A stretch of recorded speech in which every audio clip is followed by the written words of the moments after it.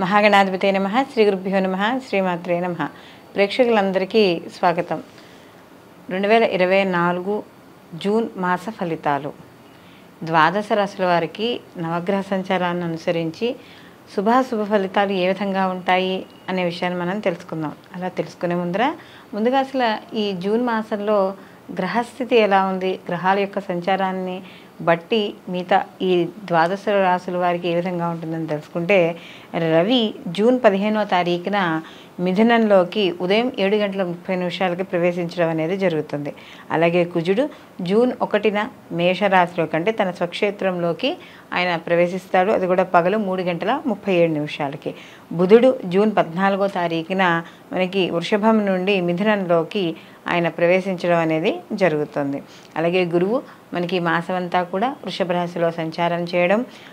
శుక్రుడు జూన్ 12వ తారీఖున సాయంకాలం 6:30 ఈయన కూడా మిథునంలోకి ప్రవేశించడం అనేది జరుగుతుంది. రాహుకేతువులు ఇద్దరూ కూడా మనకి రాహు వచ్చి మీనరాశిలోను, కేతు వచ్చి కన్యారాశిలోను సంచారము. శని భగవానుడు తన స్వక్షేత్రం మూల త్రికోణ స్థానమైన కుంభరాశిలో ఈ మాసం అంతా సంచారం చేయడం అనేది జరుగుతుంది.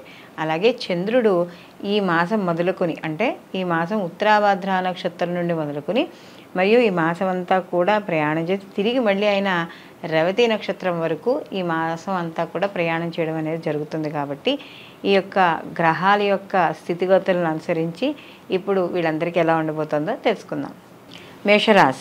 మేషరాశిలోకి అశ్విని 1, 2, 3, 4 పాదాలు, భరణి 1, 2, 3, 4 పాదాలు, కృత్తిక 1వ పాదము మేషరాశిలోకి వస్తుంది. మేషరాశికి రాసాధిపతి వచ్చి కుజుడు.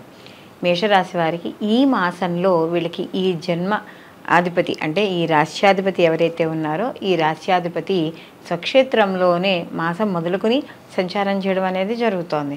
అలాగే వీళ్ళకి ద్వితీయ స్థానంలో కాస్త గ్రహాలు ఎక్కువ సంచారము, వీటి వల్ల కొంతగా వీళ్ళకి ఏవైతే పరిస్థితులు ఏవైతే జరుగుతున్నాయో వాటిలో కొన్ని ఇబ్బందులు అనేవి ఏర్పడతాయి. ఎలా ఏదైనా చిన్న చిన్న గొడవలు కావచ్చు, లేదా బంధువుల్ని మిత్రుల్ని కలుసుకున్నప్పుడు ఏదైనా ఒక విషయం మీద చర్చిస్తున్నప్పుడు అది కొంత వాదనగా వెళ్ళి అక్కలేని గొడవలకు కావచ్చు, మాటలకు కావచ్చు, అపార్థాలకు కావచ్చు దారితీసే అవకాశం ఉంది. కాబట్టి ఇలాంటి విషయాల్లో మేషరాశి వాళ్ళు జాగ్రత్త అనేది వహించాలి. అలాగే ఇక్కడ వీళ్ళకి ఆదాయం ఉంటున్నా కూడా ఆదాయంతో పాటుగా మేషరాశి వాళ్ళకి ఖర్చులు కూడా అధికంగా ఉండడం అనేది జరుగుతోంది. వీళ్ళకి కాస్త స్వతహాగా ఈ మాసంలో జన్మలో కుజుడు సంచారం అనేది జరుగుతోంది. కాబట్టి కోపం అంటే ప్రతిదానికి కూడా కొద్దిగా సహనం తగ్గిపోవడం అనేది కనపడుతూ ఉంటుంది. ఈ రాశిలో ఎవరైతే విద్యార్థులు ఉన్నారో వాళ్ళందరికీ కూడా అనుకూలంగా ఉంటుంది. అలాగే విదేశీ విద్య, దూర విద్య, లేకపోతే ఏమైనా దూర దేశాలకు ప్రయాణాలు ఇలాంటి వాటిల్లో కాస్త మధ్యలో వాటికి సంబంధించిన పనుల్లో ఆలస్యం అవ్వడం, లేదా పనుల్లో ఒత్తిడి పెరగడం. అంటే ఏదైనా ఒక పని చేసేటప్పుడు ఆ పనిని ఒకసారికి పూర్తి అవ్వకుండా ఒక 3-4 సార్లు చేస్తే పూర్తి అవ్వడం, అంటే దాంతోపాటు సమయము కొద్దిగా వృధా అవుతుంది, మానసిక చింతన కూడా ఏర్పడడం అనేది జరుగుతుంది. కాబట్టి ఇలాంటి విషయాల్లో మేషరాశి వారు ముందుగా ఏదైనా ముఖ్యమైన పనులు చేపట్టాలనుకున్నప్పుడు దానికి తగ్గట్టు అంటే ఆ విషయం గురించి తెలిసిన వ్యక్తులను కలుసుకోవడం కానీ, లేదా దాని గురించి సమాచారాన్ని ముందుగానే చాలా కులంకుషంగా కనుక్కుని అప్పుడు ఆ పనుల మీద ముందుకు వెళ్ళడం ద్వారా సమయం కలిసి రావడం, అలాగే మానసిక చింతన అనేది కూడా తగ్గడం అనేది జరుగుతుంది. ఎవరైతే రాజకీయ నాయకులు ఉన్నారో వాళ్ళకి సామాన్యంగా ఉంటుంది.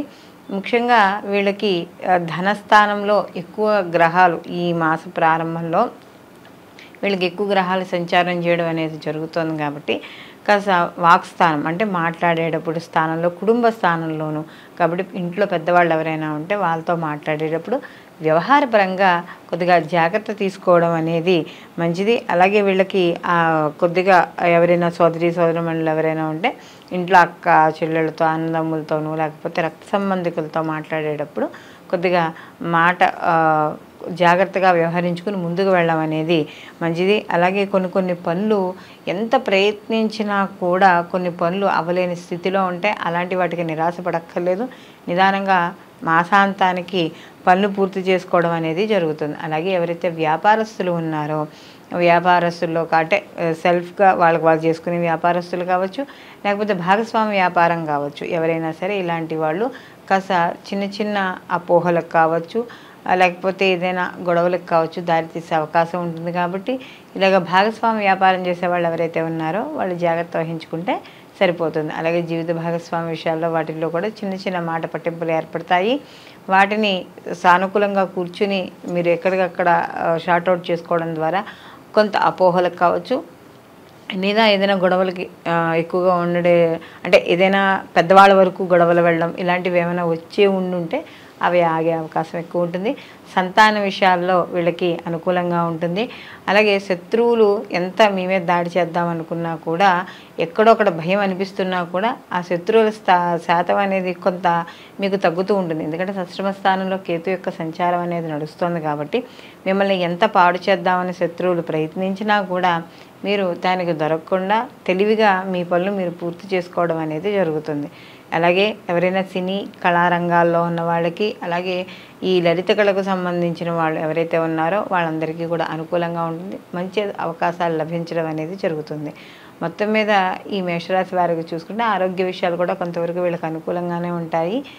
వీళ్ళు ఈ మాసంలో అంటే ఈ ప్రత్యేకంగా జూన్ మాసంలో వీళ్ళు ఎక్కువగా సుబ్రహ్మణ్య ఆరాధన ఎక్కువగా చేసుకుంటూ ఉండడం, అలాగే ఈ మనకి సూర్యనారాయణమూర్తికి సంబంధించిన సూర్య నమస్కారాలు కానీ ఇలాంటివి ఏది చేసుకున్నా కూడా వీళ్ళకి ఉత్తమ ఫలితాలు రావడం అనేది జరుగుతుంది.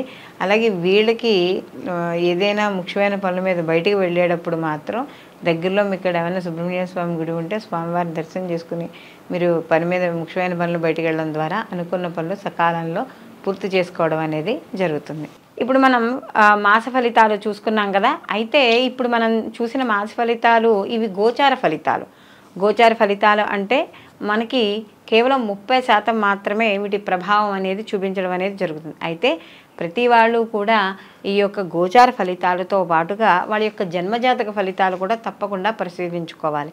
ఎందుకంటే జన్మజాతకంలో జన్మకుండలిలో చూసుకున్నప్పుడు వాళ్ళకి వాళ్ళ వ్యక్తిగత జాతకం అనేది కనపడుతుంది. అంటే వాళ్ళకి జరుగుతున్న మహర్దశలు, అంతర్దశలు, ప్రత్యంతర్దశలు అనేవి ఉంటాయి. కాబట్టి ఒకవేళ ఈ యొక్క గోచార ఫలితాలు బాలేకపోయినా ఇప్పుడు మీరు వినే ఫలితాలు ఉంటాయి.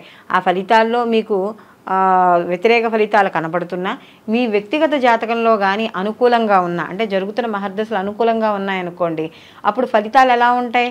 కాస్త అనుకూలంగానే ఉంటాయి. దానికి తగ్గ పరిహారంలో ఏమైనా చేసుకుంటే మనకి అనుకూలమైన ఫలితాలు వస్తాయి. ఒకవేళ గోచారం బాగుంది, మనకి వ్యక్తిగత జాతకం బాగాలేదు కాబట్టి అప్పుడు వ్యక్తిగత జాతకానికి సంబంధించిన ఏవైనా దోష పరిహారాలు కానీ అలాంటివి చేసుకుంటే సరిపోతుంది. కొంతమందికి రెండూ బాగుంటాయి కాబట్టి అప్పుడు అలాంటి వాళ్ళకి మనకి ఆ జాతకం అనేది చాలా అద్భుతంగా ఉంటుంది.